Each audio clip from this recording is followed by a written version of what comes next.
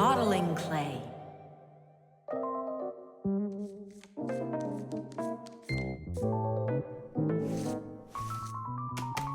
All done. Simka, take a look. I've got my own pack-a-mat. Now look at that, a pack-a-mat made out of modeling clay. But this one's my own, and it looks just like a real one. Okay, you're right, it really does, Nolik. Simka! Nolik, what's up? Hi there, Fire. Want to play some tag with me? I really wish I could play tag, but unlike you, I've got tons of work. Yeah, like what? Well, a bathroom hook fell down. Tom Thomas broke the lamp on his desk. The aquarium has a tube that's leaking. So go and play. I have to get a pack-a-mat. Oh. I wish I could play tag. Hold on. Nolik, you've got a pack-a-mat. Uh-huh. Although I gotta say, it looks a little strange. That's because it's... Let's fix everything before Simka with your pack-a-mat and my fixie board. This'll be great.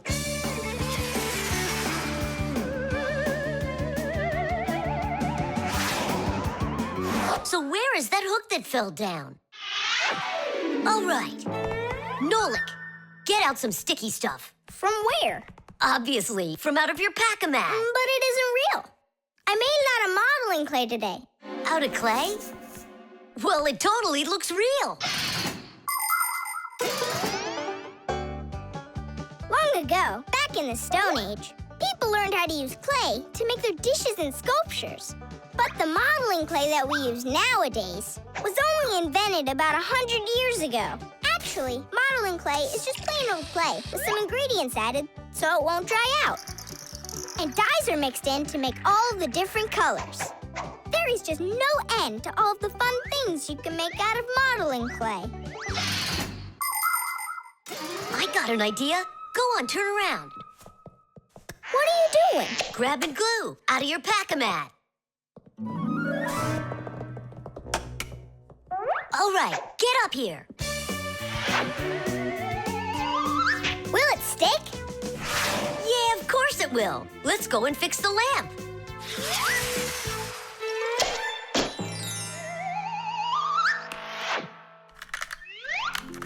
We can't fix this without a real pack-a-mat.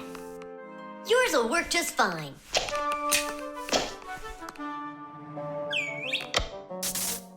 Tadish! So, what else did Simka have to fix? The aquarium. Hop on.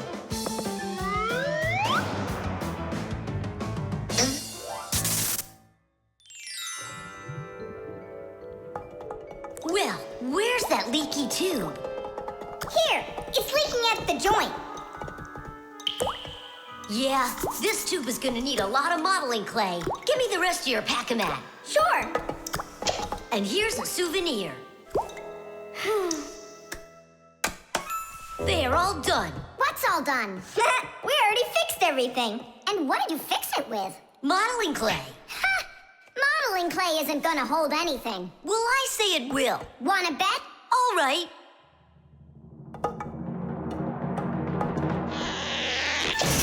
Ah, it's exploding! What in the world is happening here? Flooding water! You just do as I tell you, without panicking. Did you know it's possible to make modeling clay in your own home? Just write down this recipe. You'll need a cup of flour, a half a cup of salt, and a half a cup of water. Now, mix the salt with the flour and add the water little by little. Mix it together really well. What are you saying? That it looks just like dough? Well, that's exactly what it is. It's just not for eating. It's way too salty. But you certainly can sculpt things out of it. If you want your modeling clay to be colorful, you can add food coloring or watercolors to it. That's it. Your modeling clay is ready to be sculpted. When you're finished, don't forget to let your figures dry in the sun. That way they'll get nice and hard and last you a very long time.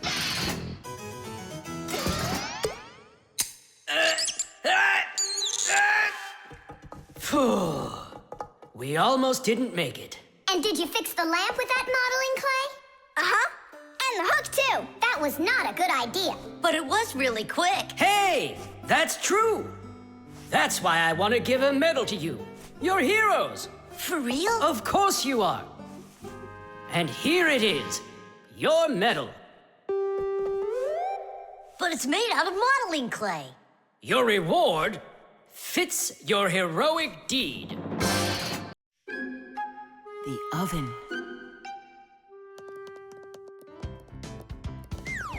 Now here he is, our death-defying acrobat.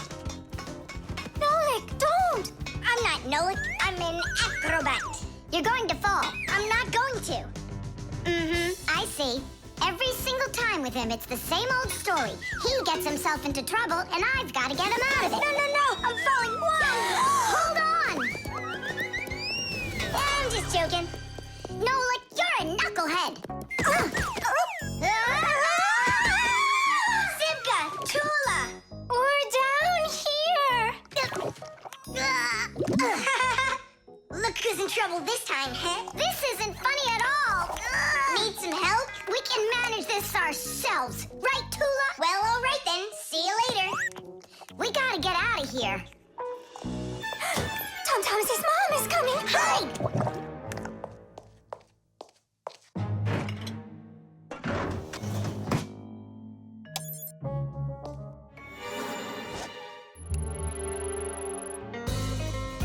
Hi, Tom Thomas. Hi, Nolik. Are you up for a ride? Because this train's leaving the station.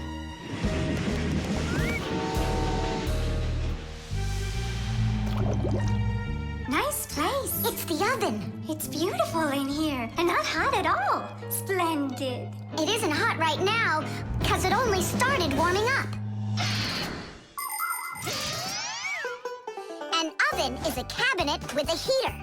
It can get so hot inside that it'll roast whatever's in there. As a matter of fact, that's what ovens are for. People roast meat inside of them and bake things too. Some ovens burn gas for heat and others use electricity. They have special electric coils that get red hot and heat everything that's inside the oven. So be careful around ovens. A hot oven can burn you very badly.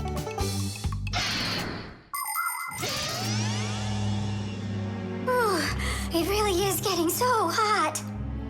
We gotta get out of this oven right away. Simka, we're about to get roasted in here.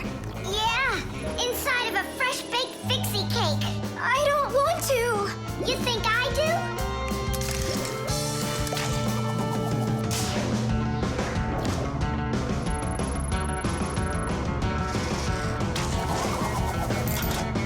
Here, grab on tight.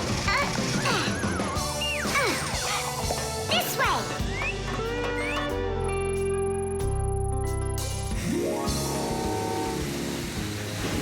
Be careful, you'll fall off. You're just like Simka. She told me the same thing, and then she was the one who fell. Right into the batter. Together with Tula. What? They both fell in the dough? Oh, yeah. And they're probably still stuck in there, too. Tom Thomas, the cake's fresh out of the oven. Do you want to try some? Where could they be, huh? I don't know. Maybe they're inside the cake. They could have turned into screws. We gotta find them. Hey, what are you doing? Eat. Stop playing. Hey, watch out. You could break your teeth. The first ovens in ancient homes were nothing more than simple fire pits where people cooked on hot coals. Later on, the stove was invented. Every house had a stove made out of stone, clay, or cast iron.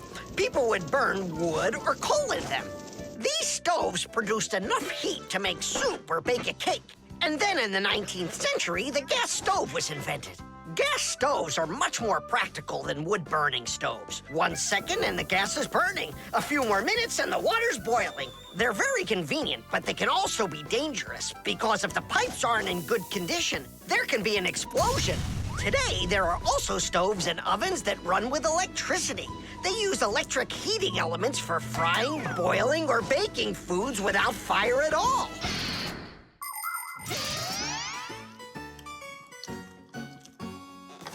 Tom Thomas, I think you'll explode. But it's so incredibly good. I just can't stop eating it. Keep chewing, Tom Thomas. That's as much as I can chew. Hey, what are you guys up to? Up to? We're trying to save you. You're not in the cake? Then how come I was eating all of this? I hate cake. Maybe it's because that's what good friends do. Yeah, he's a good friend who's got a really good appetite. The bee. Tom Thomas, Hello. how come you're eating jam straight from out of the jar? Because it tastes so good. Oh, a bee!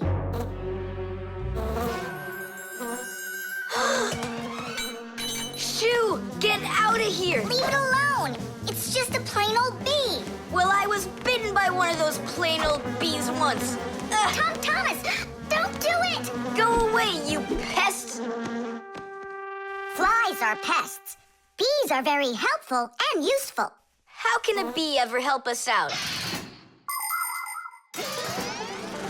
Bees are hard workers. They are constantly collecting nectar from flowers. Flying from flower to flower, bees transport pollen on their bellies. Thanks to this process of pollination, flowers produce fruit and seeds. In other words, bees help plants reproduce. The bees use the nectar they collect to make that delicious sweet honey loved by kids of all ages. And bee honey is not only delicious, it's also nutritious. So I'm still afraid of it. What if it bites me? Bees don't bite, by the way. They sting ya. Ah! Ah!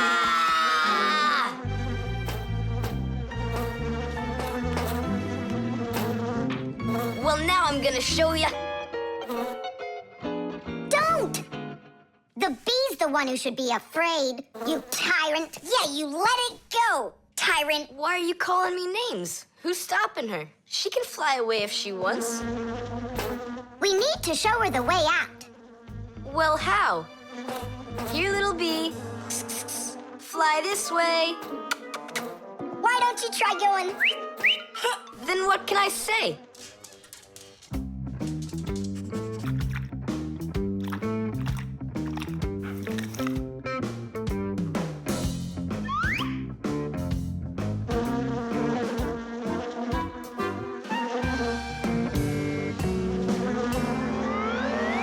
Chusaka, don't move. It'll sting you. It doesn't want to sting.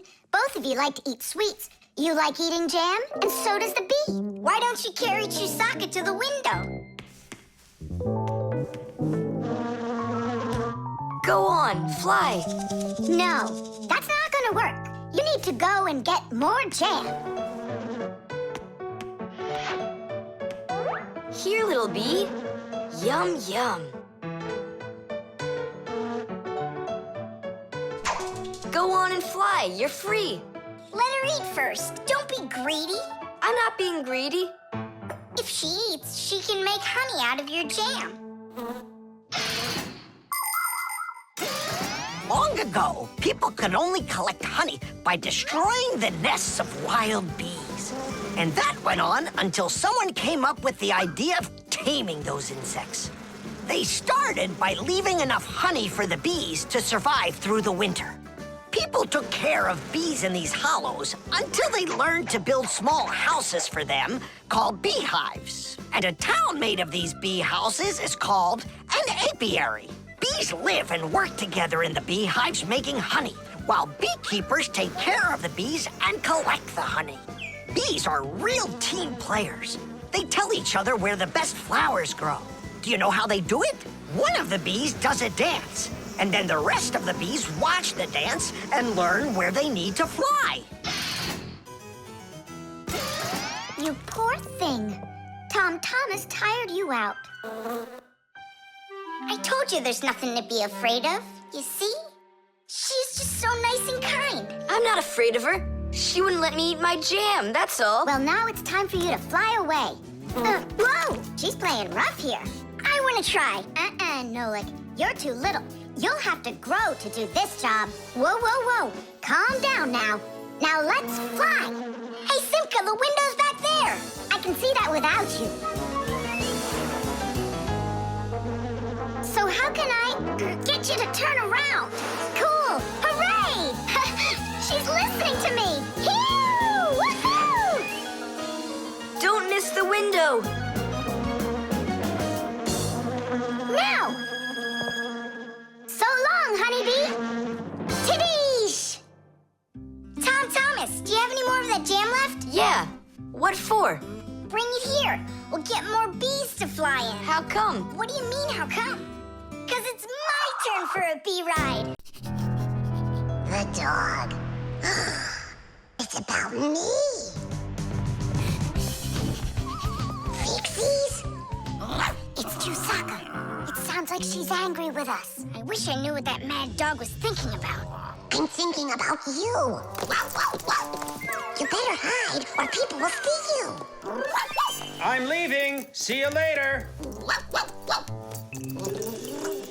It's going to rain.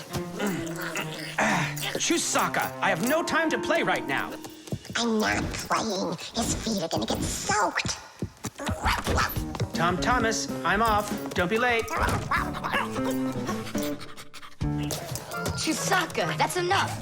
No, I need to go to school. He's got his math class today and he's leaving his math book.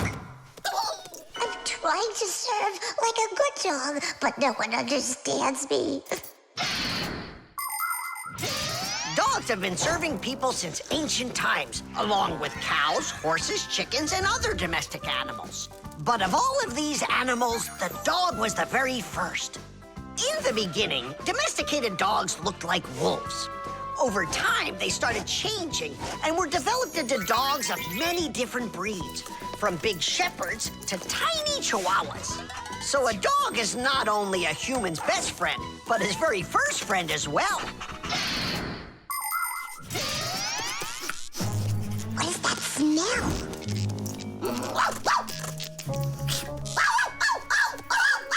Simka, come on out. I see you.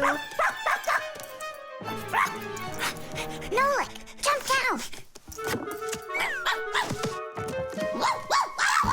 Oh no, we're trapped in here. Alert, something's burning over there.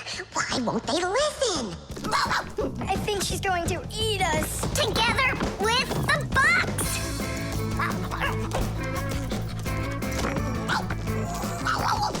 We're done for. Oh. Come on, look. The outlet is sparking. Oh no, something must have broken in there. Are we going to fix it? Kids should never touch outlets, and you know it too. It's forbidden. Then how do we fix it? Go find Papoose, and I'll stay here and wait for you. But where's Papoose? I know where he is. I don't know what she's barking about, but I think Chusaka wants to help us. Then come on, Chusaka, help us. Woo!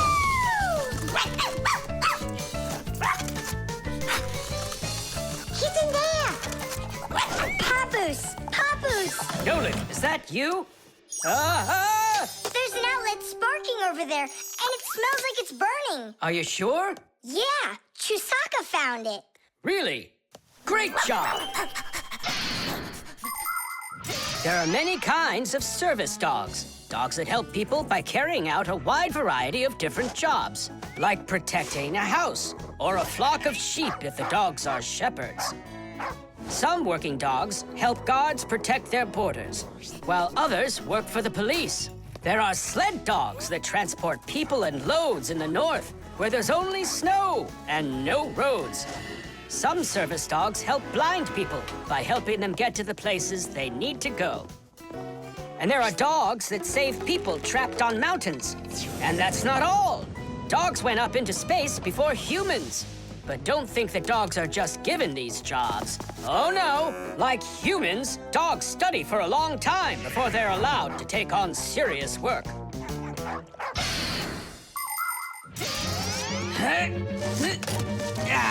That's all. There won't be a fire, not today. Hooray! Well done, Chusaka. You're a real service dog, no doubt about it. Yeah, I'm working. I'm a real service dog. Chusaka, go away. I've had enough of you already today. don't say that, because this working dog just saved your house from burning down. What do you mean? She smelled smoke coming from the outlet. It could be that Chusaka means well and wants to do the right thing, but nobody understands her. That's a bit hard to believe. Then what's this book? Oh, my math book. That's where I left it. Remember how Chusaka wanted to make you take it to school this morning? You're right. Atta girl, Chusaka. Well done. Achoo. What a rain. My feet got wet to the bone. But this morning, Chusaka tried to get you to wear a different pair of shoes. That's something. I should listen more closely to this smart little dog of ours. Finally, they understand me. Chess. How about that? Then I'll play my pawn. And I'll play my pawn. Grandpa's, we need our spool, and it's missing. Oh, congratulations. Professor, have you seen it anywhere? The spool? I haven't seen it. We're playing chess, can't you see? Do you like board games? Like dominoes, for instance. Just about everybody has played it. But do you know where it came from? Dominoes was invented by the ancient Chinese. They made tiles and decorated them with dots like on a pair of dice. And this is a game that looks a lot like checkers, but it's a lot more challenging. It's called backgammon. Backgammon originated in Persia, and from there it spread all over the world. But the most challenging game of them all is the game of chess. Chess was invented in India, and today the game of chess is loved in every country. It's played by adults, by children, and even by computers. Chess is a real sport. But the most important thing for playing chess is not the power in your arms, but the power in your brain. Hey, look, I found it! Yeah! Hey, what's going on? That's our spool. Please let us take it back. There's something we have to do with it. But we're using it. Can't you wait? It's a replacement for the missing pawn. Oh, Nola can work for a while as the pawn's replacement. Yeah, I can do it. All right, you can take it. And you stand right over here. 1, 2, 3, up we go! Class. So how do we play? You're going to play for the whites. And now I'm going to capture your knight. And we're gonna knock over yours. Take that. Whoa, whoa, whoa, young man. Slow down. It goes back here.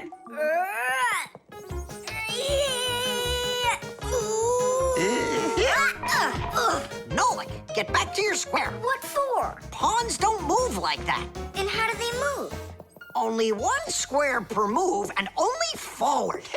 Of all of the pieces, the little pawn is the weakest. What a mess. So which one's strongest, huh? This, it's the queen. She's the most dangerous threat to the other king. Aw, how come I couldn't be queen? Then that black king would have to deal with me. Oh, yes. In chess, each player has a black or white army with 8 pawns, 2 knights, 2 bishops, 2 castles, and a queen. All of them work together for their king, trying to protect him while attacking the enemy's king.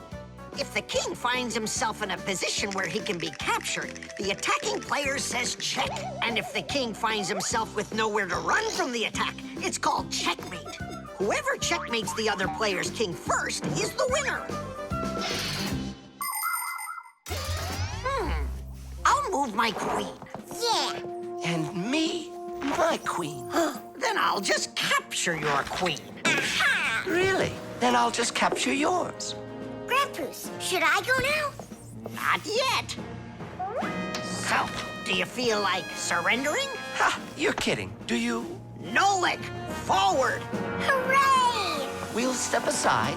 forward. Aha! Next I'll go and capture the knight. He got away.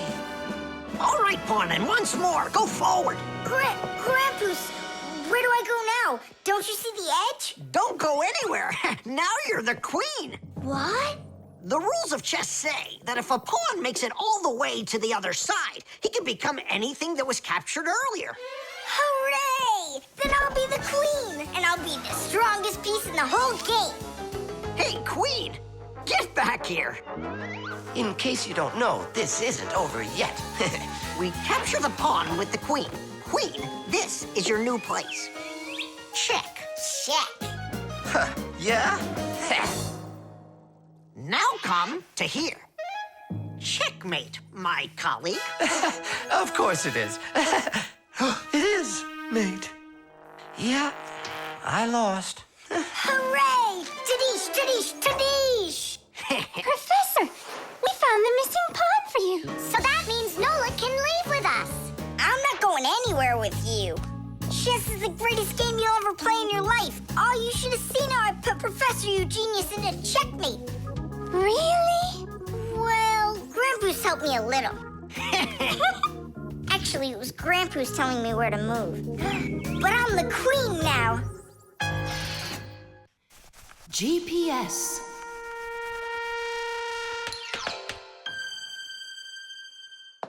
And 3, 4. Stop. Who goes next? I'm next. 5. 1, 2, 3. 3. And Wait, I gotta choose a route. Should I go here or there? choose already. Nolik, what are you doing over there? Nothing at all. Just waiting at my place. Good. And don't get off it. Wellfire? What was that? The alarm on my Fixie tab. Oh, our lesson's about to start. Hurry! What about the game? Later!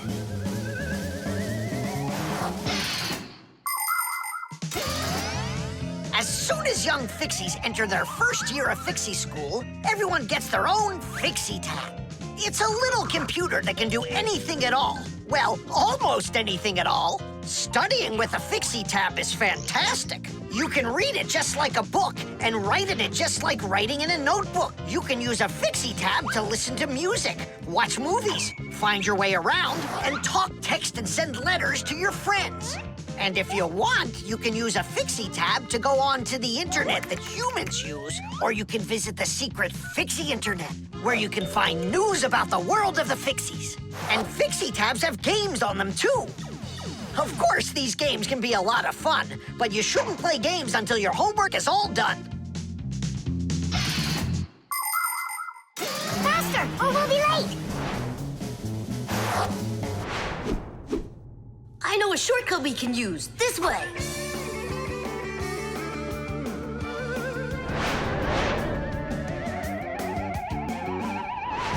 Now which way do we go? I need to remember the route. I think it's this way, or it could be that way. Well, which is it, this or that?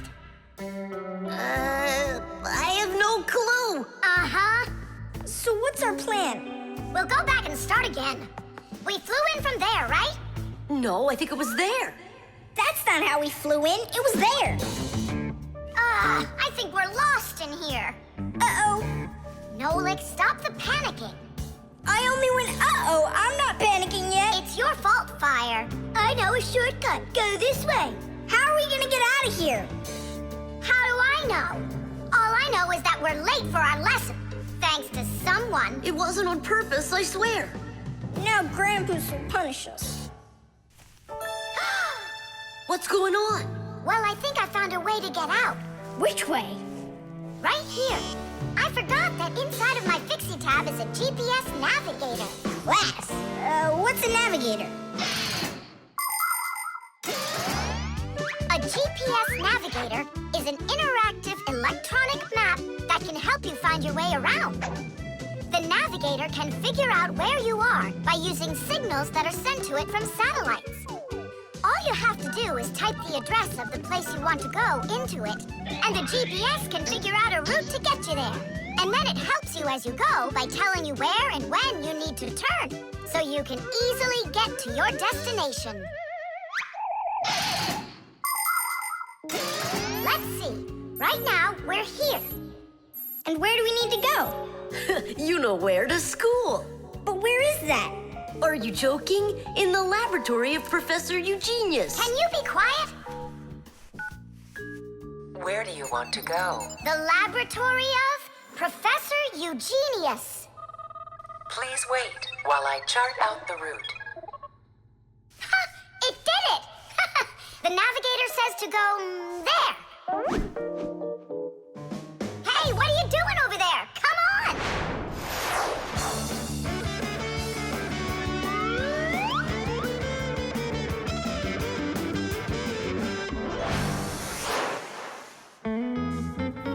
And if you happen to go off route, the navigator will give you a different way to...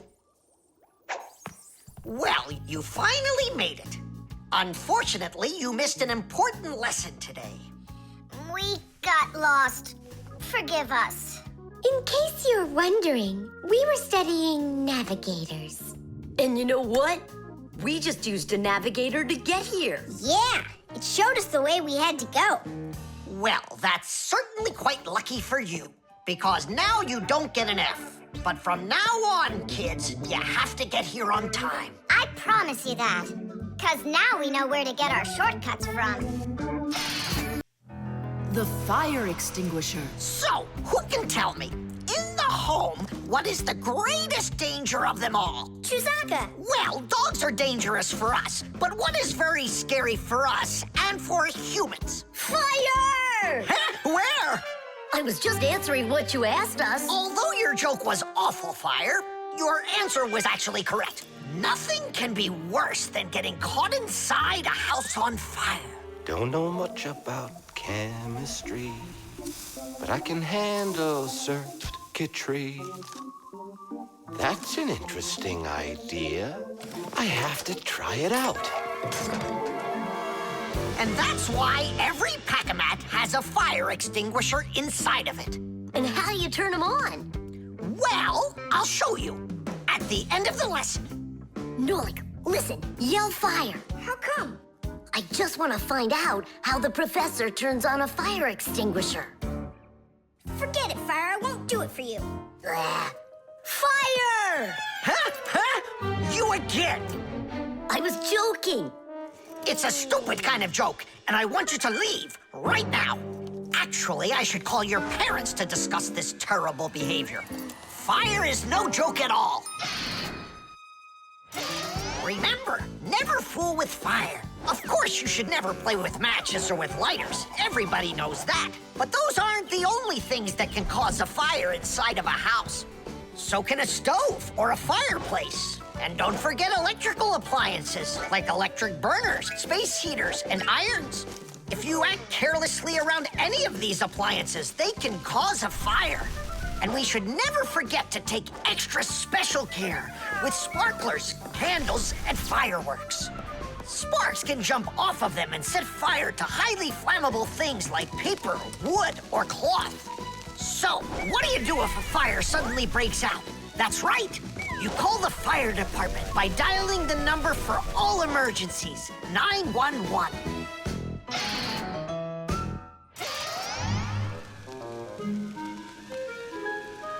Huh? What's going on? No way. No way! Fire? It's burning for real! Fire! What do I do? Oh, yeah! I need a fire extinguisher!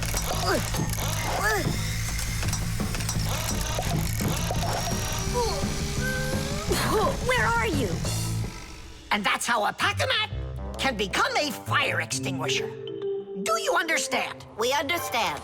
There's a fire! It's over there! Enough! You don't know when to stop fire. I'm not joking this time. Please believe me, it's there. Nice try, Fire. Oh, look, he even used smoke this time. No, Simka. That smoke's from a fire. Uh-huh. I'm sure that this time it's for real. It's the truth. I swear I'm not lying. This time I think it's true. He's not joking. We've got ourselves a real fire here. Tula, Simka, turn off the soldering iron. Uh-huh. Got it. Be careful, kids. You have to stay back here away from the fire. And what can I do to help? Take out your fire extinguisher.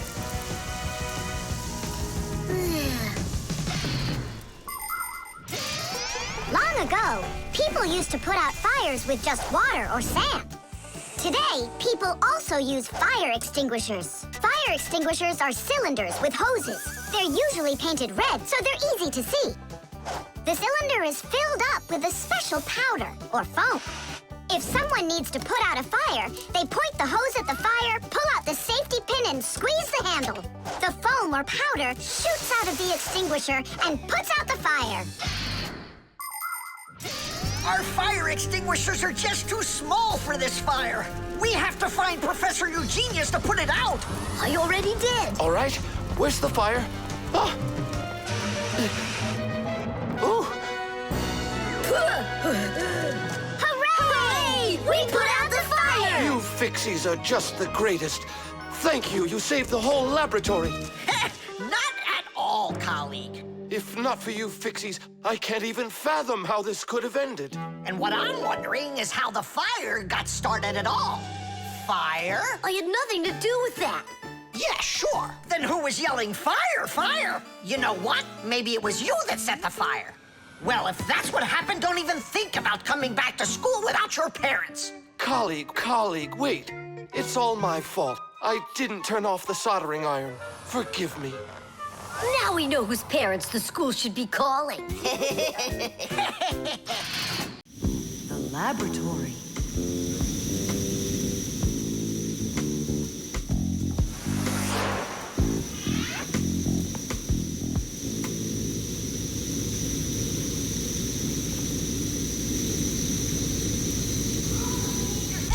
You've got to get to the school right away. What did he say? That we've got to get to the school. How come? Did you hear why? I didn't, did you? I wonder if Simka didn't go to school today. Or if Nolik got into some kind of mischief? Oh, I'm worried this is something serious. La la la la la la. And that's 5, 6. I like this hairstyle. 7, 8. Hi there. Hello, Verda. Where's Grampus? I'm not positive, but go and look in the chemistry area over there. Over in chemistry? Tell us, was Nolik doing anything wrong today? Nolik? He's always fooling around. Right. So we're not here for anything Nolik did. Maybe something awful happened to him. Like what? Well, how about anything? This isn't just a school for Fixies. This is a laboratory. The laboratory where Professor Eugenius works is always humming. In the mechanical zone, Professor Eugenius tests all sorts of different devices to see how well they are made. In the chemistry zone, he conducts experiments on the quality and safety of food. In the electrical zone, he repairs electrical devices and checks their safety.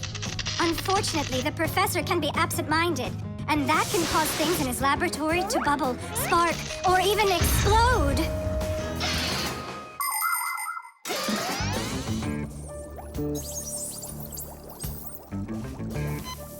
Marcia, there's nothing to worry about yet. But how can I not worry? Digit, have you seen Nolik anywhere? Do you know if anything's happened to him? This is a laboratory here. Who knows what could happen to anyone? Like what? What are you saying? Like that. I told you, things happen here. And where? Let's go, quickly! Marcia, no need to panic. Tula, where is so glad you're here. We really need your help. What is going on? There! We! Grampus! What? Where? In the mechanical zone, there! And Simka and Nolik, there! They're all there! Oh, my children! Don't lose your head. Oh! Oh! Marcia is my wife, and the mother of our children, Simka and Nolik. Marcia is a real beauty, a kind and gentle soul, and a wonderful homemaker. She is also a very responsible and extremely skilled fixie. She is our family's expert in kitchen appliances and gadgets. Marcia works from morning till night, fixing and cleaning anything that is in need of her expert care, because she just loves when everything is clean and tidy. But most important for Marcia are her children. She takes loving care of Simka and Nolik and tries to protect them from harm. Marcia worries about them so much that sometimes her imagination gets carried away with what might have happened to them. Although our little Nolik can get himself into situations that even Marcia could never have dreamed of.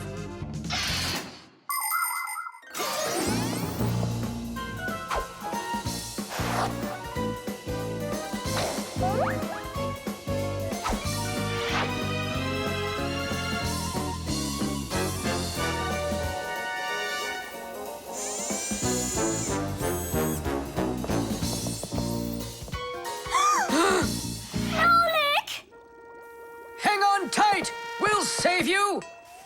Hey! You're alive! What's going on? I don't need to be saved from anything. So it's Simka we need to save, not you? I don't need saving either. I'm fine. And what are you so worried about? Everyone's alive. Then why did you make us come here? I need you to help with a little accident we had. Nolik, was this your fault? Oh, no, it's not Nolik's fault. Quite the opposite. He was trying to help me fix it. Papoose, we need you to help us with one of the pieces that we couldn't get back in place. This one?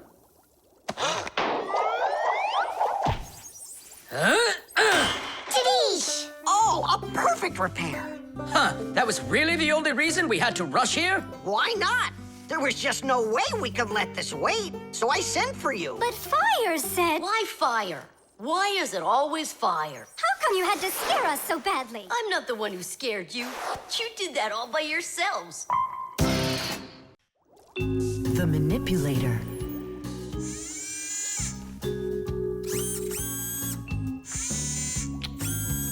Well, what do you say, Professor?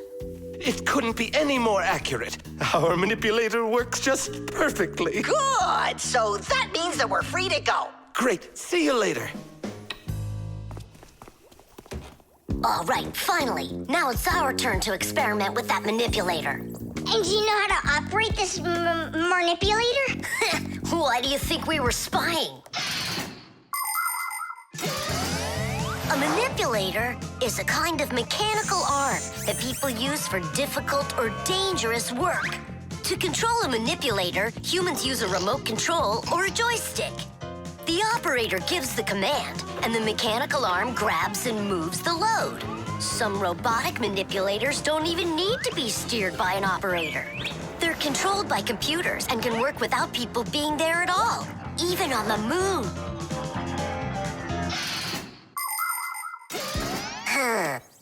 What is this button for? Uh-huh. How about this one? Uh-huh. Would you like to take a ride? Right now? You're scared. Scared? Not one bit. Then off we go. Yeah, cool. Ha, this is totally awesome. Well, hang on. This is gonna get even awesomer. Professor?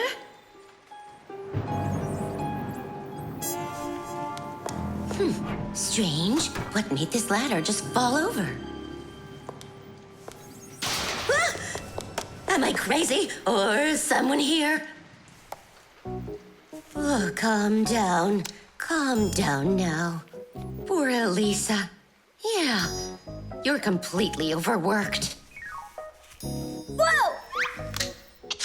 Ah! Who's here? Achoo!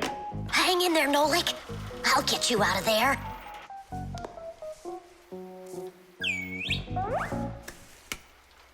My compact's gone. Oh dear, what's going on? Ah!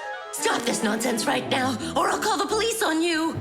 I don't believe in ghosts. I don't believe in ghosts. I don't believe in... Ah! Where are you pulling me? I'm going to faint. I'm warning you. That's all. Goodbye. Ah. Throughout the world, humans use manipulators for all sorts of work. In factories, manipulators are used to lift and move heavy loads. They can also hand out the parts needed for assembly or even attach these parts themselves. In hospitals, more precise manipulators are used by doctors to help perform operations. Manipulators are also used in places where the work is simply too dangerous for people. For instance, where there are deadly chemicals, or places where humans can't get to easily, like somewhere underground where there isn't enough space to move, or deep under the water, or in outer space where there's absolutely no air to breathe. So you see, mechanical arms are helpful in all sorts of places where humans are unable to reach things with their own arms. Hang on, Nolik. How can I get that thing open? Ugh, I got it!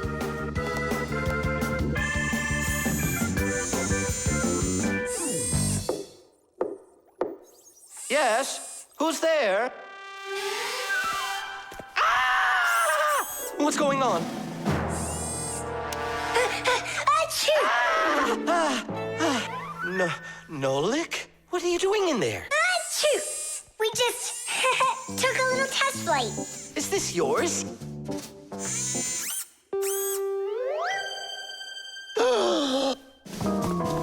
Elisa! Elisa!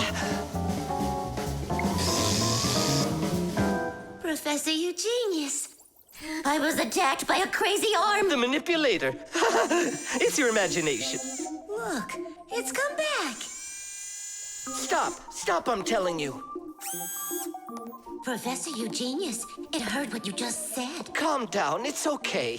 It was a little malfunction, but I took care of it. You are just astounding. And don't think that I'm through with you. With me? With you? No, with the manipulator. Let's go, Elisa. Yeah, let's go, Professor. Great job, Fire. And why fire? Achoo! Reflexes. Add this to that. Now what do you get? 3. Don't you remember? Bark, bark, bark. All you have to do is bark 3 times. That's too hard a trick for Chusaka. Maybe you could teach her to jump through a hoop. I already tried. She just sits there. Come on, Chusaka, give it a try. Try showing her this sugar.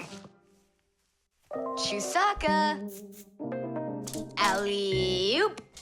Come on, jump. See you, Tom Thomas. It's time for us to go to school. See you later, animal tamer. Great job, Chusaka. Our lesson for today is on the subject of reflexes. I'll write it here for you. R. What's the lesson? Someone's late again. Ah, colleague, my glasses are gone. Are they here? They're right there on your forehead. Ooh, how about that? Forgive me for interrupting. Let's continue our class. And so... Thanks so much. So you turned into screws again. Does anyone know why that is? Because we have to hide ourselves from humans. But you don't have to hide yourself from Professor Eugenius. But we didn't know it was him at the door. Right you are. You had already transformed before you had time to think. And that's what we call a reflex. To explain it in simple words, a reflex is when our body reacts to something automatically without needing any time at all to think about it. When we touch something very hot, we instantly jerk our hand back. When we're about to fall, we swing our arms and legs to try to keep our balance. Just imagine what would happen if we started thinking how and in which direction to move them. So it's fair to say that our reflexes help to protect us.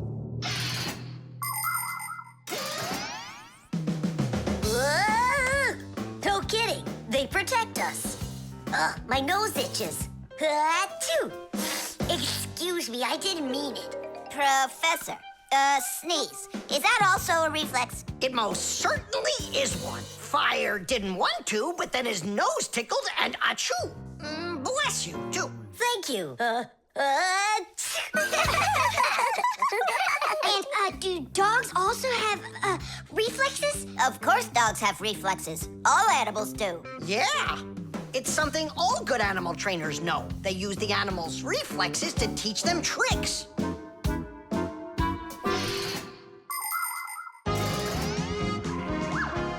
Many humans teach their pets lots of commands, like to bring a ball, to count, or even to dance. But to train a pet, you gotta know what to do. A good animal trainer always has plenty of treats handy. As soon as an animal follows a command correctly, like standing on its hind legs or jumping over a hurdle, the animal gets a treat. And then the trainer makes a unique signal right away, like clicking his fingers or blowing a whistle.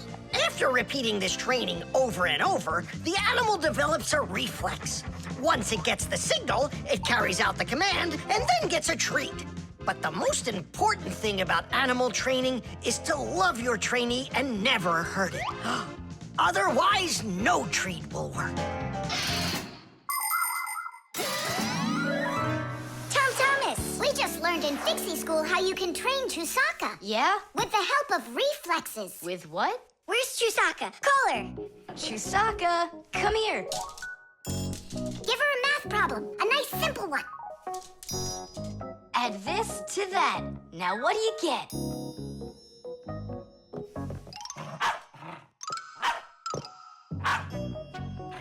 It's a miracle! 3!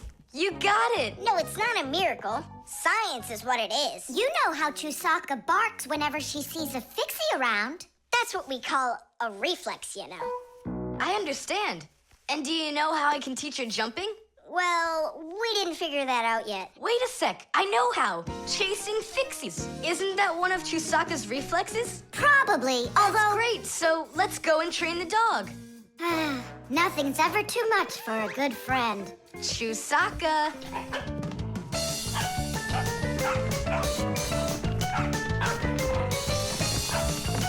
It's pretty tough work being a dog trainer.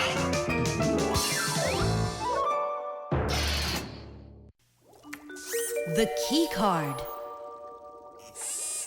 Whoopa! Well, Professor Eugenius, your kennel's back in action. Tidish! Ah, why, thank you. I've been longing for a cup of tea. Yes. There's no tea left in here. Then I'll go ask Lisa if she has some. Look! Professor Eugenius! You forgot the key! The key! Don't close the door! Simka, you must be joking. That's a key. This is nothing but a plastic card. But it is a key. A special kind. It's called a key card. To open up a combination lock, you need to enter a code in the correct order. That means if you can't remember the code, you can't open the lock. But if the lock uses a key card, there isn't any code to memorize because the code is held inside the card's memory, and the lock can read the code from the card. Of course, key cards don't work with any lock. They have to be smart locks that are able to read electronic codes. When the smart lock reads the correct code, it opens right up.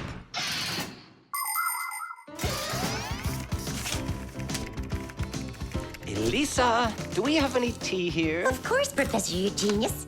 Wonderful. I'll take one bag then. Oh, I left my key inside the lab. Can I borrow yours? Just don't forget to give it back. Of course I'll give it back. Come on, Elisa. I got myself a tea bag. Professor Eugenius, the water's boiling. Fantastic. Ta-ra-ta-ta-ta-ta-ta. Ch-ch-chai. Wait a second. Oh no. I was supposed to give something back to Elisa. Why don't you go and ask her? Right. I'll be right back. Professor Eugenius! That's card number 2 now. Elisa, I promised you something, didn't I? Yes, the key. You said you'd return it. Yeah, sure. Let me get it. Just a sec. Oh, I locked it in the lab. It's terrible. How will you ever get back into the laboratory now? You see, there is one way, but it's a secret. Would you mind leaving for a couple of minutes? Colleague, Professor, can you do me a little favor? The key. I think I left it on the table. Yeah, right. It's true. So how do we solve this? I need to think about it. What's there to think about? We just have to go and push it under the door. You think you can do it? Yeah! It's time to get to work. Hey, what's going on? Oh, were you just calling for me? Yeah, no, Lisa, not for you. It's so heavy. Do you know where Digit ran off to? Ow! Digit's off somewhere thinking. He's always doing that when it's time to work. Hard to port. Hard to starboard. Way to go, Nolik. Then who were you talking to? Actually, Oh, what's that? where? What? What was that? Come on, let's try again. Look, do you see that? It's telekinesis. It's the power to transport things with your mind. You are just astounding. Was that done with your mind, too? The door? Yeah, sure. You are a genius. Professor Eugenius is a very talented scientist and a dear old friend of the Fixies. He always helps the Fixies, and the Fixies are happy to help him too. Professor Eugenius let the Fixies set up their school right here at his laboratory. It's hard to imagine a better place for a Fixie school. People from all over the city bring all sorts of things to the laboratory to be tested, from computers, phones, and furniture to food and toys. Professor Eugenius uses his expertise to check the quality of all these different things. To help him carry out his experiment, his laboratory is filled with a variety of tools and machines. Yes, Professor Eugenius is a very smart man, but he can be absent-minded. Lucky for him, he's got us Fixies around. Thanks for everything. Sliding the keycard under the door? That was Simka's awesome idea. But the door opened wide while the card was still on the floor. That's strange. There's nothing strange about it. I'm the one who opened it. How? I climbed in the lock, that's all. Figured out how it worked, and Tadish. Very clever. That's a real Tadish. I guess that thinking before you go and fix something ought to be what we all study next. The shadow play. Oh, hi there, Tom Thomas. What are you doing here? I dropped a paper clip. Give me some light. Huh. What's so funny, huh? We're trying to help you out. You've got funny shadows, that's what. Hey, check this out. It's an eagle. And Simka is a goose. She looks more like a moose. I do, huh? All right, and take that. You're like real actors performing in a show. Uh-huh. Actors playing a theater, you know. And we're just under a bed. And so what? How about we make our very own theater? A theater with shadows. Class! Tom Thomas, we need a piece of paper, a huge sheet. It's really quite easy to make your own shadow theater. You can make the screen out of a white sheet or a big piece of paper. Next, make sure the room is dark and shine a desk lamp at the screen. Now, to make the shadows, just put yourself or a cardboard cutout between the lamp and the screen. Your shadow, or the shadow of your puppets, will come to life. But make sure that the audience sits on the other side of the screen.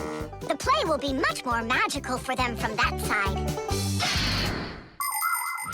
Tom Thomas, light.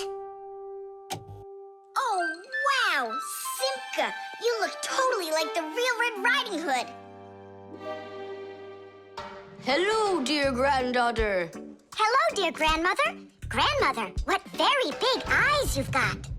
The better to see you with, my dear. Nolik, come on, we're rehearsing. The wolf's voice is funny. Grandmother, I never noticed what very big teeth you've got. They're so much better to eat you with, my dear. Yum, yum, yum, yum. Let them out, wolf. Or I'll get them out, myself. Ha ha! You'll stop me with that little stick? Hey, that's not in the fairy tale. But in the fairy tale, it's a normal hunter. And what do you think I am? Look for yourself. You're way too small to be the hunter. Fine, then go to your play without me. Well, I guess I'll have to make the hunter out of paper then. That's all. Take a break. I'm really thirsty. She was so salty, that grandma. No, Lick. Don't be upset. The wolf is huge and I'm so little. Then let's make you bigger. You see? Now you're bigger. Yeah, you're right. And if we go back here, then I'm even bigger. Now you know. If you go back here near the lamp, your shadow will get bigger on the screen. Class! There are just so many different kinds of theaters in the world. In the dramatic theater, the actors speak the lines of the playwright. At the opera, the actors don't speak their lines. They sing them, accompanied by an orchestra. And here at the ballet, the performers don't speak or sing their parts. Here, the story is told with dance. There are also theaters where the performers are animals. In an animal theater, you can watch performances by cats and dogs, or goats and pigeons, or even bears and seals. There are also theaters where the stories are told by puppets. To tell the truth, the puppets are brought to life with the help of people. Yes, there are so many different kinds of theater. My favorite is the shadow theater. I think it's the most beautiful and mysterious theater of them all. Hello, dear grandmother. Grandmother, what very big eyes you've got. The better to see you with, my dear. And grandmother, what great big sharp teeth you've got. Oh, the better to eat you up with, my dear. Ooh, just wait. Aha, Wolf, I've got you. The hunter looks so strong. You're a hunter? Then where's your gun? Why do I need a gun? You're so tiny I could use a fly swatter. But I'd rather do it like this. Like what? With my bare hands. Way to go! Hooray!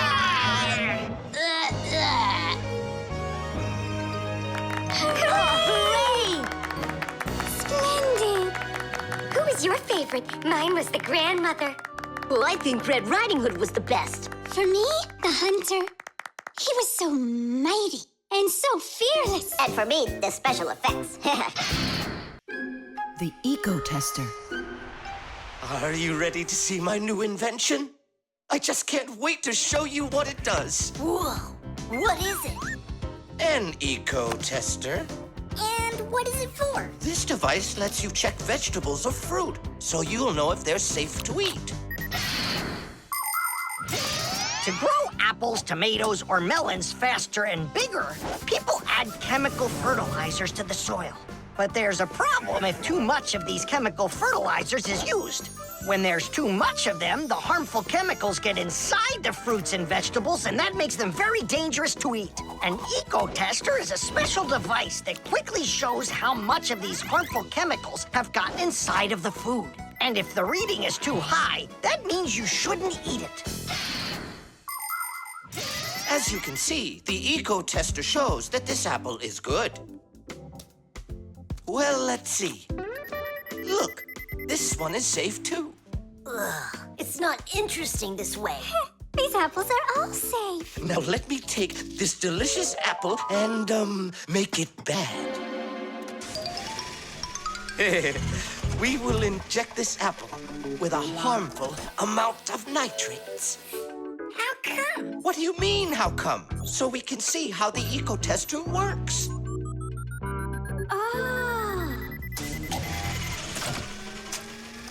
Whoa! Aha! So you see, the Eco Tester clearly shows this apple is poisonous and can't be eaten. Is it only for apples or for any kind of fruit? Any fruit or vegetable. I can get a watermelon to show you. Could it really be true that watermelons can have nitrates too? Of course they can have nitrates. Humans often act without any concern for nature. The waste from factories, airplanes, cars, and cities causes tremendous damage to nature. Species of plants and animals disappear. Air, water, and soil become polluted. And many other kinds of ecological problems appear. And humans shouldn't think that ecological problems are just nature's problems. Because when humans harm nature, they are also harming themselves. People breathe in the dirty air, drink polluted water, and eat food grown in soil contaminated with chemicals. If humans don't want to drink milk filled with poisons, and they want to eat ecologically clean fruits and veggies, then they must learn to treat nature as their friend. Hey, why don't we test these apples ourselves? Nolik, help me out.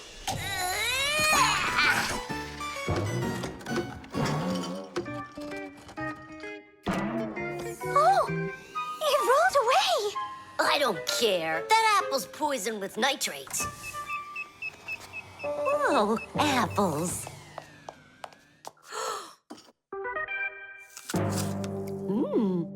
Lisa, don't eat that! Lisa, stop! Please sit down. What? You bit into it? Yes, and what? Oh no, it's poisoned! What? Do you have trouble talking? Oh, yeah. You feel faint? Oh, I'm fainting. Lisa, hang in there. What? There's no poison in that apple she ate. Oh, my assistant. Oh no, I've poisoned her. Oh, Lisa, please. There was no poison in that apple. Oh no, he didn't hear us. What should I do? I know how to make him hear. Hello? It's an emergency. It's a case of poisoning. Not me. I poisoned someone. Yes, with an apple. Fire. Poison. Oh. Professor, this apple has no poison in it. The bad one rolled away onto the floor. Did it really? This is just fantastic news.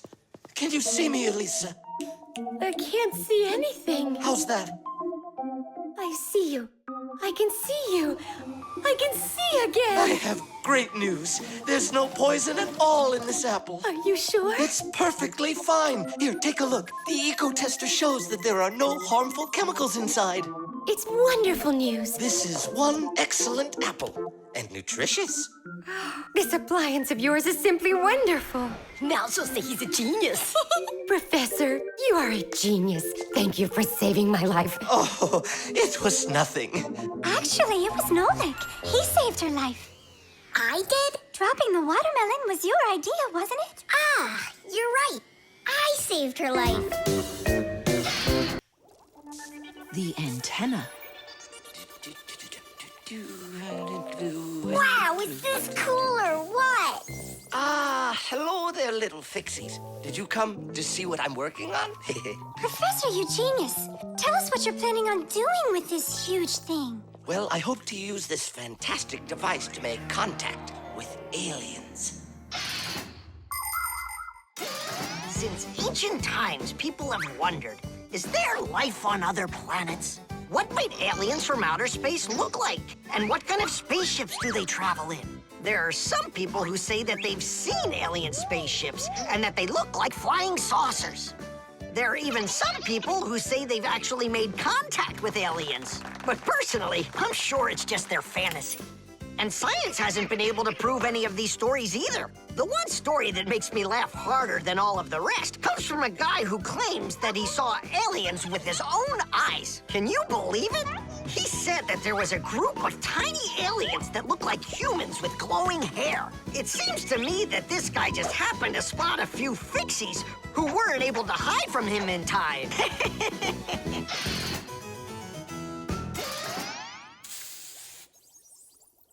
It's ready. If I could talk. And now what? If the aliens are out there flying by the Earth, they'll see this plate, get hungry, and come for food? Aliens don't need a plate like this, silly. When they've got plates that fly, flying saucers. You're both silly. This thing isn't a plate at all. It's an antenna. Antenna? Antennas help people receive radio signals. They come in all sorts of shapes and sizes, like this, or this, to pick up a signal that's very weak. Powerful antennas that are shaped like large dishes work the best of all. When radio waves hit the dish, the waves all bounce off of it and gather together into one point. This makes the signal stronger and clearer. The most powerful dish antennas can even pick up signals from outer space.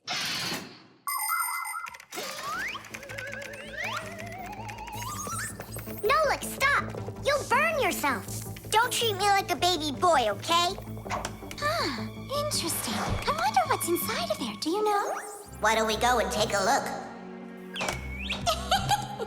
I was only trying to help him out. No need, Nolik. The soldering iron is way too hot, and I'm practically all done here. Then let's start looking for those aliens in outer space. Just 1 second, Nolik. There. Uh-oh. And now,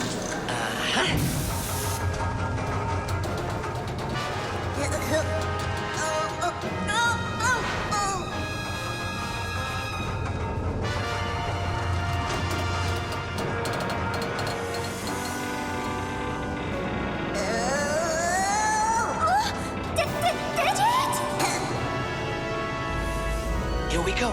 Nolik, Simka, let's see if we can pick up signals from outer space. What do you think? Is it night right now, where the aliens live? What if they're sleeping? Quit bothering the professor with your nonsense. Let us out right now. Can't you hear us? Please let us out! I'm afraid there's no way they can hear us from this far away. I can't hear any signals. It just sounds like static. Be patient, you guys, and keep listening. Digit, we all know how clever you are. Can't you think of a way out of here? I think I got it, Tula. You stay there. Yeah. I'll use a special code I know to send a signal that we're in trouble. Wait a second. Do you hear that? Could it be a signal from the alien? Hooray! This is sensational. It means that somewhere in the cosmos are intelligent forms of life. 3 dots, 3 dashes, 3 dots. Ooh, it's Morse code. It's a signal for help that they're sending. You don't think the aliens are in trouble, do you? Yeah, I think so. And who do you think they learned Morse code from out there? Yeah, that's strange. There are hardly any Fixies that know that code. Digit does. Ah, and where is he, you know? And where's Tula? Well, I think I know exactly with which aliens we made contact. I think I know it too, Professor. Lower the antenna.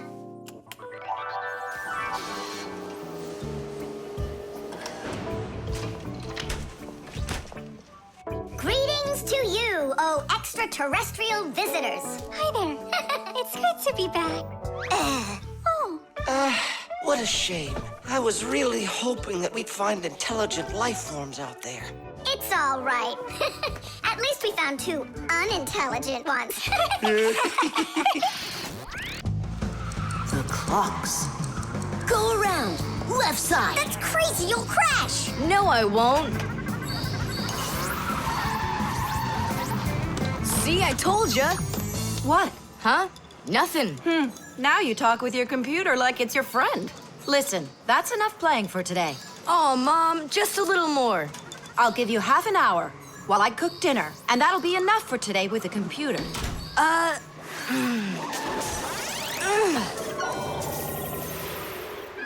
This stinks. I'll never get through all of these levels in half an hour. No way. Hey, but what if we could stretch out the half hour? How? We could take the hands on the clock and move them back a little. Mom will catch us. Fine, then let's slow down the speed of the clocks. Yeah, But how? You gotta know things like that. Since olden times, many clocks run with the help of a pendulum. The pendulum controls how fast the hands of the clock turn. If you make it longer, the pendulum will start to swing slower, and the clock's hands will slow down. If you make the pendulum shorter, the clock will tick faster.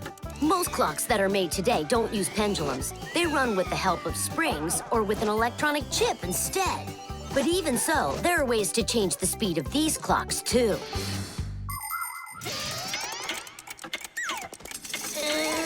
Push it! Wow, you did it! It's amazing how much slower it is. That'll give you lots of time to play. But now you gotta slow down the clocks in the kitchen. Yeah, and every other clock you got.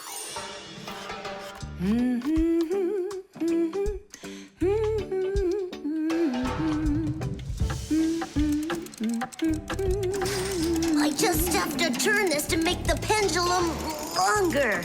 Uh-huh. And now the clock will go slower.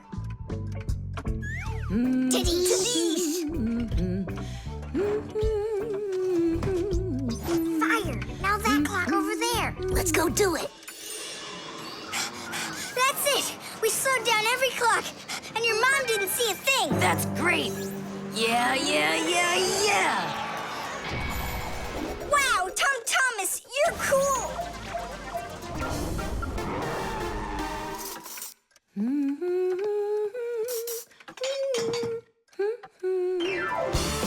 Amazing! He got another one! Awesome! You're unbelievable! Way to go! Huh. That's strange. Hooray! Incredible! Yay, I did every level. Oh, thanks. You're both just... The Time Masters of the universe! Yeah, but I'm getting really hungry, and Mom hasn't called me for dinner. Because a half hour hasn't passed on the clock. Hey, do you smell that? Something is burning. What happened? A fire? I don't get it. I was just waiting for 30 minutes like I always do, but everything burned this time. Maybe the clock stopped? No, take a look. They're working. Oh, I'll make you some oatmeal. Oatmeal for dinner? Mom, I need to, I'll be right back. You see what you've done? Time Masters of the Universe? You gotta go speed those clocks back up. Okay. We'll speed them up. They'll be caught up in no time. Humans have come up with lots of different ways to measure time. For example, if you stand a stick in the ground, you can measure the time of day by watching where its shadow falls. That's a very simple clock called a sundial. Another simple and ancient clock is a water clock. It keeps track of time by measuring how much water has poured out of it. And if the clock uses sand instead of water, it's called an hourglass. But humans weren't able to accurately keep track of the time until they invented mechanical clocks. They come in all sorts of sizes, from grandfather clocks to watches worn around the wrist. Today, we also have easy-to-read and accurate electronic watches and clocks. But the most accurate clock of them all is the atomic clock. It tells the entire world the exact time.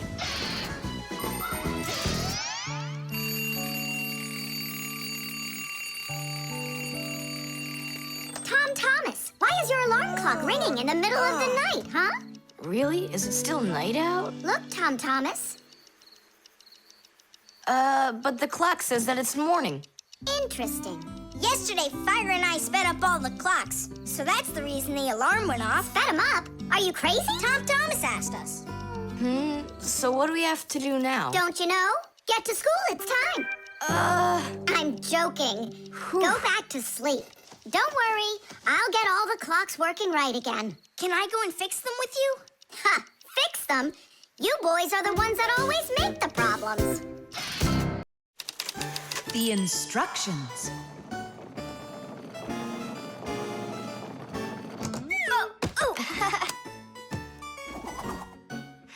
It doesn't work. Try putting it in the other way. Did you read the instructions? Why would I? Instructions are for dummies. Yeah, instructions are for dummies. All right. Oh, what's going on? Whoa! My battery! Instructions teach us how to do things right. Instructions for a piece of furniture explain how to put it together. With the instructions for a television, we can adjust the picture and sound the way we like them. Printed on a box of oatmeal are the instructions for how to cook it. The instructions for medicines tell us what the medicine is for and how to safely use it. So always read the instructions if you want to do things right and avoid a lot of problems. I found it. Here it is. Here you go, Tom Thomas. Whoa. We got you a new chair, but it has to be assembled, and I'm afraid it'll be a little bit difficult for you. No, it won't. Don't worry, Dad. I'll do it. Finish before dinner, and we'll get ice cream tonight. A creamsicle. 2, okay? First, assemble the chair. Tom Thomas, can I help you put the chair together? Come on. Hey, first you two need to read the instructions. Ah, Simka, stop being such a bore. What, like I haven't seen a chair? Or like I haven't seen a chair?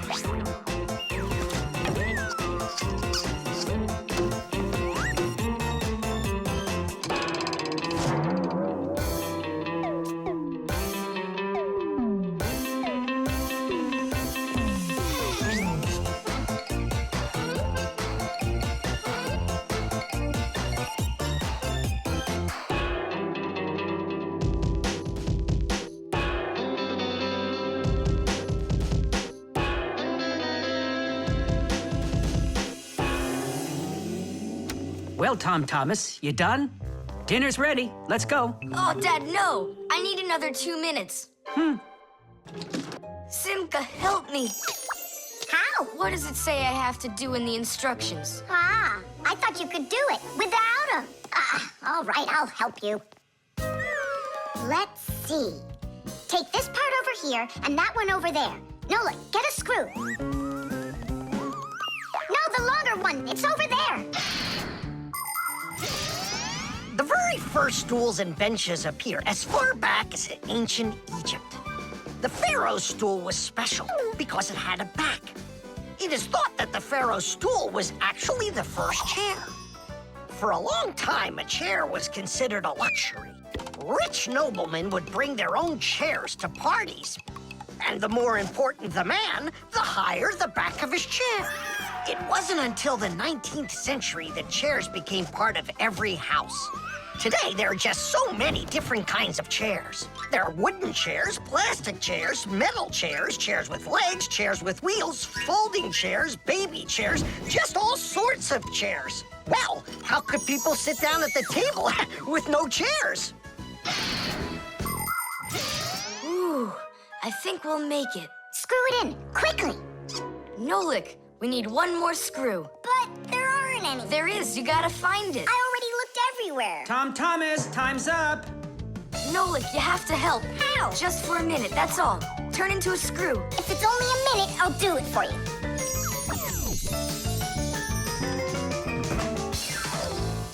I'm done. You built it. Huh. Great job, son. Mom, see how I won the bet? Can you believe it? He put the chair together. You're so brilliant. Go on, have a seat. Oh! Huh? Whew. Now I see. You missed a screw. But I screwed it in. It must have what? Must have what? Look. Here it is.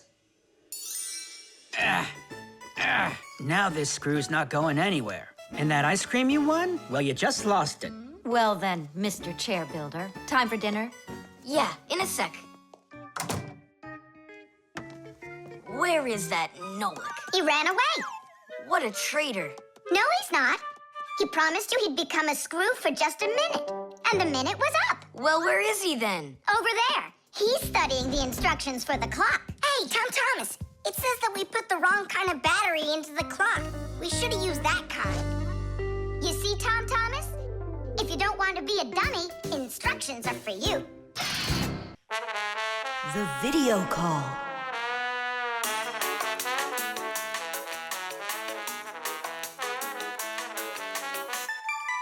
Turn on the camera right away. It's me, Simka.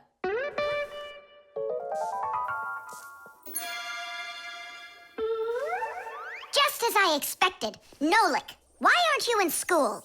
School? It started? No, but you'll be late if you don't hurry. I'm on my way. Simka, is that really your Fixie school? Well, actually, it's the laboratory where Professor Eugenius works at. He lets us have our school here. Who's that, Simka? Look. Is that the professor? Where? Oh, come on, Tom Thomas. That's the manipulator. Who? Not who, what? It's a mechanical arm. For real? Oh, please show me some of the other things you've got. But how can I show you? Come on, with the camera. Computers and tablets are able to connect with one another through the internet. That's why you can talk to another person on your computer like you're talking on the phone. And if the computer has a video camera, then it's possible to send not only sound through the internet, but video as well. That's why it's called a video call. With video calls, it's possible to talk to your friends, to see them, and to show them all the things you can see yourself. All right, take a look. Over here we have chemistry equipment. And over here, hey, Tom Thomas, it's good to see you. fast! Nola, get out of the way! You're blocking the view of the lab. I am not blocking the view. Stop it! Go away! You go away! Tom Thomas, what are you watching? Is it time to turn into screws? Too late. He already spotted us. It's just a cartoon about these funny little guys. Can I watch with you? Nah, it's boring, Dad, and I've already seen it. Next, that blue guy, he starts jumping. Watch. Now what? I say run. Start jumping. Make it cartoony. Now that redheaded character will sing. Watch. La la la la la la la la la. Then she starts dancing. La la la la la la la. These guys really are funny. And here are the super fast moves. That was funny. I gotta get going. That's all. You can rest. My dad went out. I'll get you, Tom Thomas. What are you doing over there, huh? Watching a movie. But why on my computer? Sorry, Professor. Yeah, will you forgive us? So how is it any good? Uh-huh. It's a super funny one. Really? Yeah. You see that boy there? He's gonna start waving his arms around like a maniac. He also crows like a chicken. Cock-a-doodle-doo! And now the boy's gonna go in and chew paper.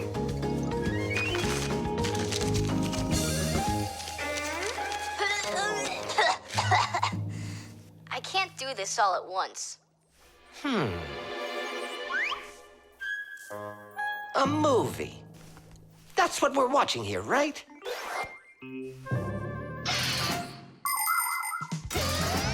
People have always been interested in seeing what's going on outside of where they are. And with the invention of video transmission, it's now possible to see what's going on almost anywhere.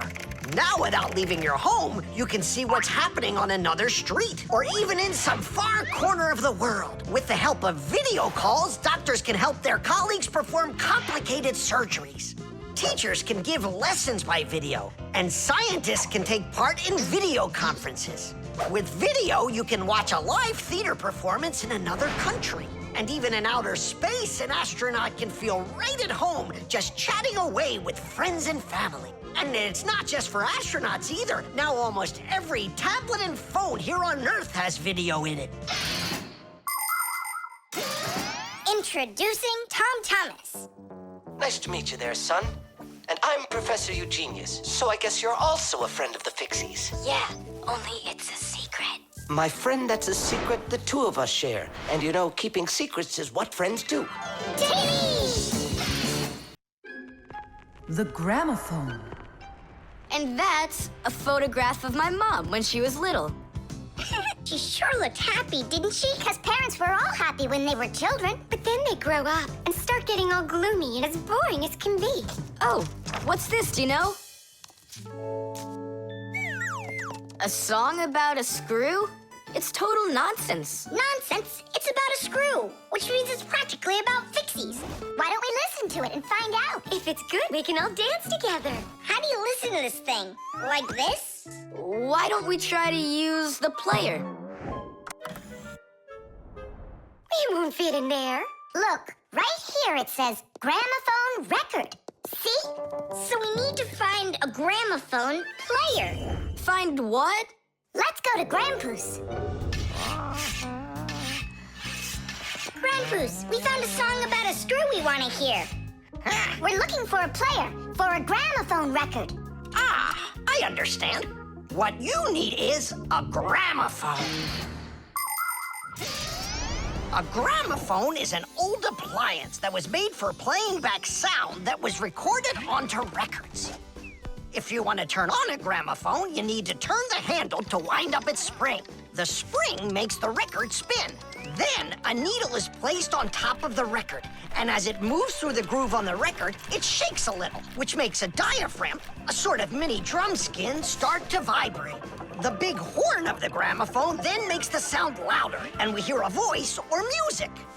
The most amazing thing is that a gramophone doesn't have an electric motor or any electronics. That's right. You don't need electricity for a gramophone to play back the sound that's recorded on a record. That's because a gramophone is an entirely mechanical wonder. If you want to know, there is a gramophone in the office of Tom Thomas's dad. It's on the desk. Great, let's go. Thanks would be nice.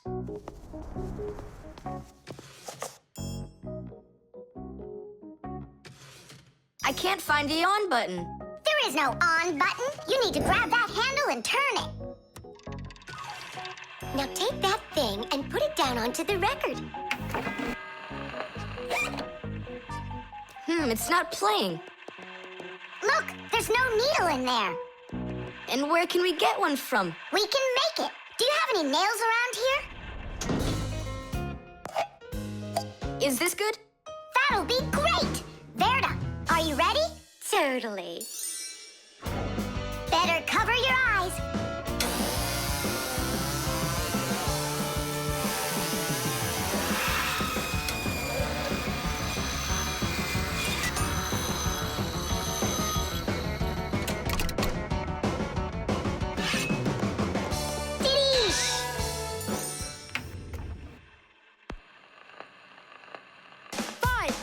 It's working, listen. A little screw went for a run, and now without this little part, everything just falls apart. If you think a screw is nothing, take it out, but just beware.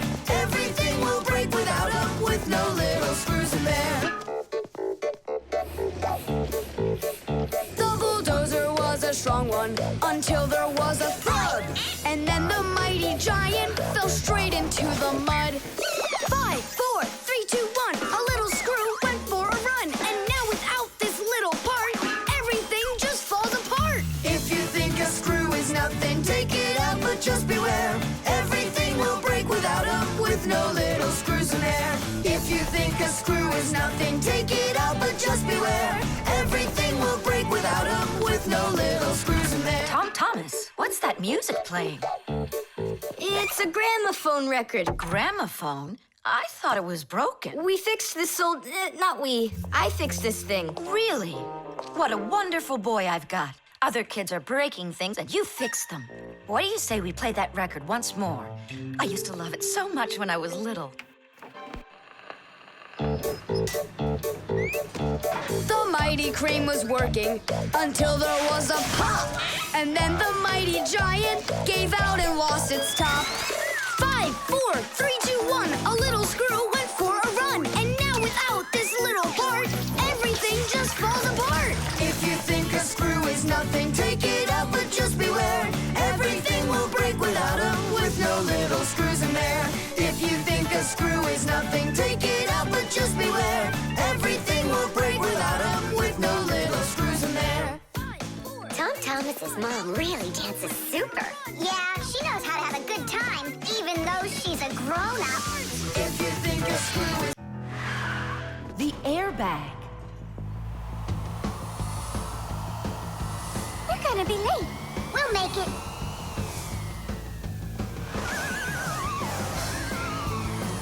Whoa! Oh, wow. Hey, slow down there.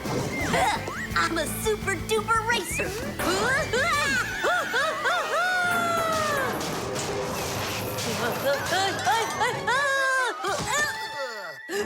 Well, Fire. Again, risking your life. And super racers like me can always count on luck. You know, Fire, counting on good luck is stupid. It would be better if you would keep your mind on safety. Actually, today, Professor Eugenius has something really special to show us. He's going to be testing an airbag. What's that? Digit, explain it. Everybody riding in a car has to wear their seatbelt, because if the car has to stop quickly, the belt will hold the person back. But there are times when even seatbelts don't give enough protection, like when a fast-moving car crashes into something. When that happens, the driver and passengers can be protected by an airbag. You can't see them when they're folded up because they're hidden. But if the car is in a crash, the airbags blow up very quickly. And the person bumps into the bag instead of banging into the steering wheel or flying through the windshield.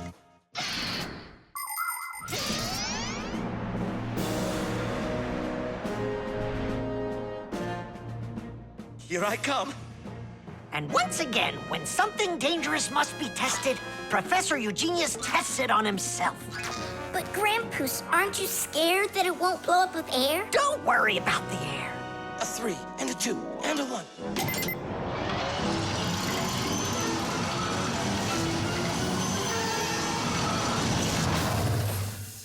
The airbag filled up in an instant. Did you notice? Yeah, but how does it do it? There is a chemical inside of there that quickly burns and instantly turns into a gas the moment the crash takes place. The gas fills the airbag, and there you go. Did I explain that right, Professor?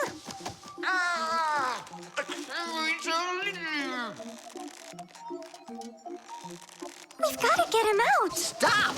We'd better call for help.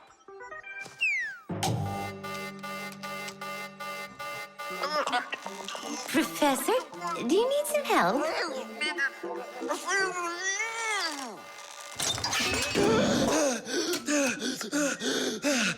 Thank you, Elisa. Sorry to take you from your work. You're free to go. Professor, how did you manage to press the button from way over there? I managed to hit it on the fly. You are just astounding. To keep small children safe while they're riding in a car, they must be buckled up with a seatbelt inside of a special booster chair. But kids also need to be careful when they're riding a bicycle, skateboarding, roller skating, or riding a scooter. First of all, it's best to keep off of roads where there's too much traffic.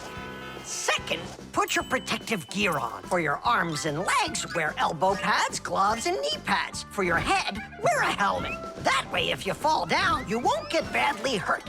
And third, make sure that people can see you. If you're out riding in the evening, your clothes and bike must have safety reflectors on them. They let drivers see where you are by reflecting the light from their headlights back at them. Remember, better safe than sorry. Here we go. Well, I hope this time I've got it. Should we call his assistant right now, just in case? Let's just wait and see. Ready, set, go! Grandpoos, he needs to be rescued. No need. I made a change to it. Now the bag not only inflates automatically, it deflates itself as well. Splendid! As you Fixies say, Today's lesson is done. Hooray! Come on! Where's my fixie board? I've got your fixie board, Fire. Here you go. I just went and equipped it with an airbag. Really? Ha! How come? You know I'm a super racer. See? Woohoo! And that's why I installed it. Super racers don't need airbags. We never, ever.